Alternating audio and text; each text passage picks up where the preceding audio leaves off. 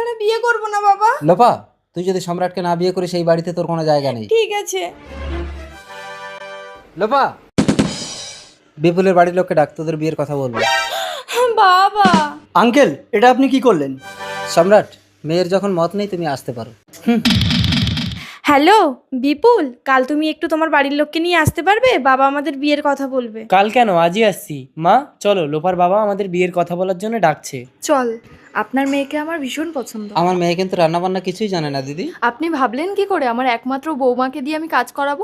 আমি কি করতে আছি? তাহলে তো কোনো কথাই নেই, আগামী 5 তারিখ বিয়ে পাকা। দেখলে বাবাকে কেমন রাজি করিয়ে নিলাম। তাহলে এবার 5 তারিখে ঘোড়ায় চড়ে এসে তোমাকে তুলে নিয়ে যাব বিয়ের দিন। কাকিমা, হ্যাঁ, বাবা। বরযাত্রী রেডি হয়ে সব রাস্তায় দাঁড়িয়ে আছে। বিপুল দাকে তো সকাল থেকে খুঁজে পাওয়া যাচ্ছে না। সব জায়গায় খুঁজেছিলি ভালো করে? Switch off. ফোনটাও তো সুইচ অফ। আজ আমার জীবনের সব থেকে আনন্দের দিন, আজ আমার বিপুল আমাকে নিতে আসবে।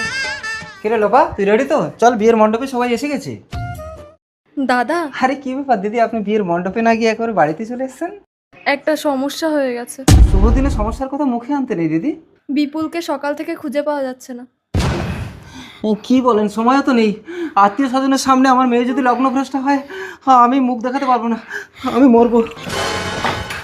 বাবা, দাদা, দরজা খুলুন। বাবা আমি লগ্নভ্রষ্ট হব না, তুমি তোমার পছন্দের ছেলেকে সম্রাটকে ডাকো, আমি বিয়ে করব।